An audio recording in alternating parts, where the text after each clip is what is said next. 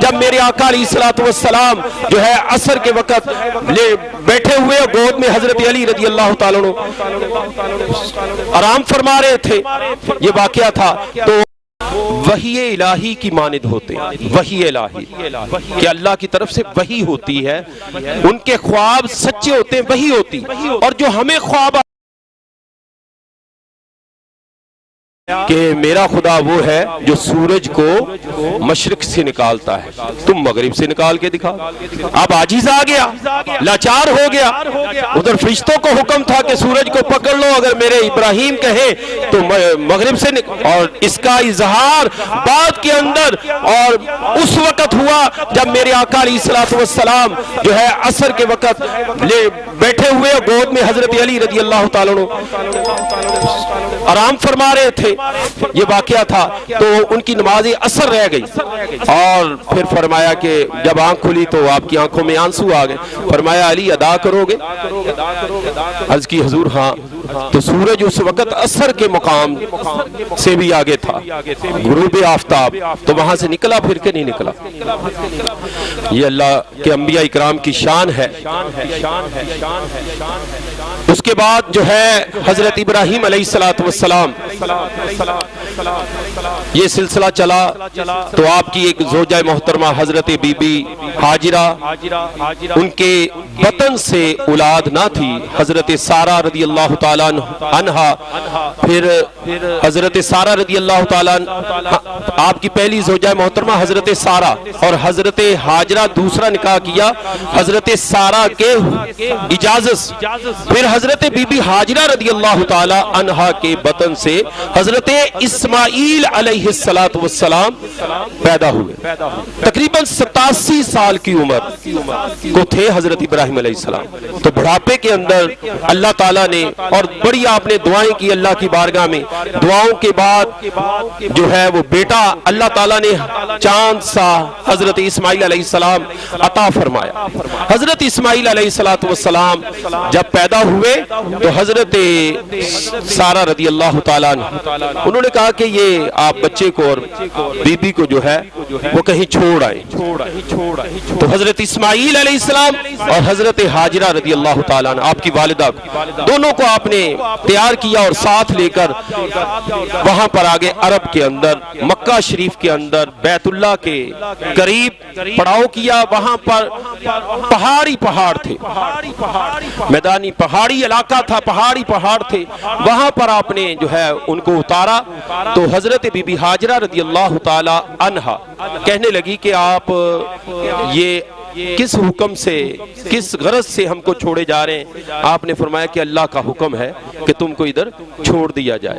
تو be be Hajra رضی اللہ تعالیٰ عنہ سر تسلیم خم کیا کہ اللہ کا حکم ہے، تو کوئی بات نہیں، آپ چلے گئے وہاں سے۔ تو وہاں پر پھر آگے کیا ہوتا ہے، حضرت اسماعیل علیہ السلام چھوٹے سے ننھے سے ہیں، اور پانی وہاں گرمی کتنی زیادہ ہے، پہاڑی علاقہ ہے، پانی کی پیاس، شدت کی پیاس لگ رہی ہے، اور وہ ایڑیاں رگڑ رہے ہیں۔ حضرت بی بی ہاجرہ رضی اللہ تعالیٰ عنہ صفا اور مروہ، ان الصفا والمروہ من شعائر اللہ، کہ یہ اللہ کی نشانیوں میں سے نشانیاں، صفا اور مروہ نشانیاں ہیں۔ اللہ اکبر۔ صفا سے مروہ کافی فاصلہ بن جاتا ہے، بندہ چلتا ہے نا، جو عمرے پر یا حاجی صاحبان گئے ہیں انہیں پتا ہے کہ یہ 7 چکر لگانے ہوتے ہیں، 7 پھیرے ہوتے ہیں، تو آتے جاتے سانس پھول جاتی، پھر اس کے اندر ایک اتنا بھی حصہ ہے جس میں دوڑ کر جایا جاتا ہے۔ وہاں پر بی بی ہاجرہ رضی اللہ تعالیٰ عنہا دوڑ کر گئی تھی، بے چینی بے قراری میں دوڑی تھی، لیکن اب عورتوں کو وہاں پر دوڑنا منع ہے، لیکن مردوں کے لیے ہے کہ میری اس بندی کی ادا کو ادا کرنے کے لیے حاجی صاحبان جو ہے وہاں دوڑیں، عورتوں کو منع ہے۔ اچھا جی، وہاں پر آپ نے 7 پھیرے لگائے، 7ویں پھیرے کے بعد دیکھا تو حضرت اسماعیل علیہ السلام کی ایڑیاں رگڑنے سے وہاں چشمہ نمودار ہوا، زمزم۔ وہ بہ رہا تھا. حضرت بی بی ہاجرہ قریب آئیں اور اس کو ایسے آس پاس کیا مٹی کو, ریت کو, اور فرمایا زمزم کہ اے پانی ٹھہر جا. آب زمزم کا وہ وہاں پہ پھر کنواں ہے, وہاں سے یہ چشمہ, اور یہ زمزم کا پانی جو ہے پوری دنیا کے اندر پیا جاتا ہے, لوگ بھر بھر کر لے کر آتے ہیں, لیکن پانی ذرا سا بھی کم نہیں ہوتا. پانی چل رہا ہے قیامت تک, اللہ کے حکم سے وہ چلتا رہے گا زمزم شریف, اور اس کو پینا شفا ہے. آنکھوں پر ڈالیں, آنکھوں کی روشنی تیز, اور 3 چلو لے کر ایسے سر پر پھیرے تو فرمایا کہ وہ بندہ دنیا میں ذلیل و رسوا نہیں ہوگا. 3 ہاتھ پانی ایسے ڈالے, اس کو ایسے ایسے پھیرے تو وہ بندہ دنیا کے اندر رسوائی اس کی نہیں ہوگی, ذلیل و رسوا نہیں ہوگا, عزت اس کو اللہ تعالیٰ عطا کرے گا. اللہ اکبر. حضرت اسماعیل علیہ السلام جب بڑے ہوئے, بلوغت کو پہنچے, 13 سال کی عمر کم و بیش, تو خواب کے اندر حضرت ابراہیم علیہ السلام کو خواب آیا. جو انبیاء اکرام کے خواب ہوتے ہیں نا, وہ وحی الہی کی مانند ہوتے ہیں. وحی الہی کہ اللہ کی طرف سے وحی ہوتی ہے, ان کے خواب سچے ہوتے ہیں, وحی ہوتی. اور جو ہمیں خواب آتے ہیں نا, ان میں جو اچھے خواب ہوتے ہیں, جیسے کسی نے حضور صلی اللہ علیہ وسلم کی خواب میں زیارت کی, خانہ کعبہ کی زیارت کی, گنبد خضرا کی زیارت کی, کوئی اچھا عمل جنت کے اندر اپنے آپ کو, یہ اچھے خواب نبوت کے خواب کا 46واں حصہ ہوتے ہیں. نبوت کے خواب کا 46واں حصہ ہوتے ہیں. تو انبیاء کے خواب یہ وحی الہی کی مانند ہوتے ہیں. تو خواب کیا آیا, حکم کیا ہوا کہ اپنے بیٹے کو حضرت اسماعیل علیہ السلام کو ذبح کیا جائے. حضرت اسماعیل کو ذبح کیا جائے. اللہ کا حکم, آپ اٹھے, اللہ کا حکم تھا. انبیاء اکرام کو پتا ہے کہ جو مجھے حکم ہوا اس پر عمل کرنا ہے. بہرحال اپنی گھر والی کو کہا کہ بچے کو تیار کر دو, ایک دوست کے پاس جانا ہے, خلیل کے پاس جانا ہے, ملاقات کے لیے جانا ہے.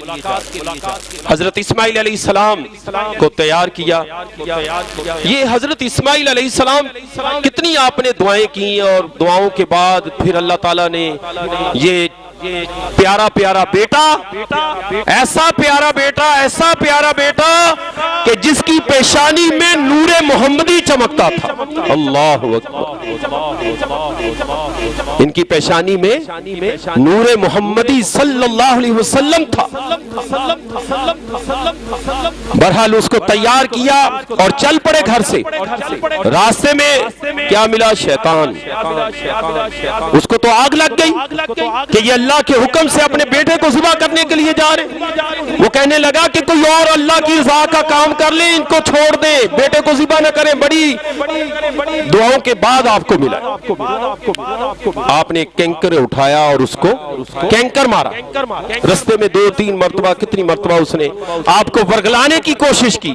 آپ نے اس کو کینکریاں ماری کہ چلا جا مردود, دور ہو جا, اللہ کا حکم ہے. اچھا, اس کے بعد یہ حضرت حاجرہ رضی اللہ تعالیٰ عنہ کے پاس کہ تمہارا بیٹا پتا کہاں گیا ہے. اس کا باپ اس کو کہاں لے کے گیا؟ اس نے کہا جی خلیل کے پاس دوست سے ملاقات کرنے کے لیے گئے ہیں. اور اس نے کہا نہیں, وہ ملاقات کے لیے نہیں, وہ بیٹے کو ذبح کرنے کے لیے لے کے گیا. آپ نے فرمایا تیرا دماغ خراب ہے تو؟ کوئی باپ بھی اپنے بیٹے کو ذبح کرتا ہے؟ یہ کیسے تم نے کہہ دیا؟ اس کے منہ سے نکلا کہ نہیں, اللہ کی رضا ہے. اس نے کہا جب اللہ کی رضا ہے مردود تو 100 اسماعیل بھی ہو تو ایک ایک کر کے قربان کر دوں. اللہ اکبر. پھر بیٹے کے پاس آتا ہے. الغرض ایک مقام آیا, حاجی صاحبان وہ مقام دور سے ایک ٹیلا سا بنا ہے, وہ نظر آتا ہے کہ یہاں حضرت اسماعیل علیہ السلام کو ذبح کرنے کے لیے لٹایا گیا تھا.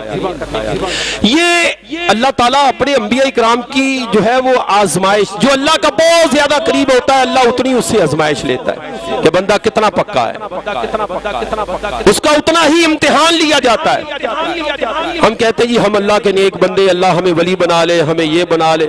اللہ کے بندے ہمیں ایک سیکنڈ کے لیے ہمیں امتحان میں ڈالا گیا، دوسرے سیکنڈ میں ہم فیل ہو جائیں گے۔ ہم امتحان کے قابل نہیں، آزمائش کے قابل نہیں ہیں۔ ہمارے سامنے آزمائش آ جائے تو ڈر جاتے ہیں، بھاگ جاتے ہیں، کیسے ہم اللہ کے ولی بن جائیں۔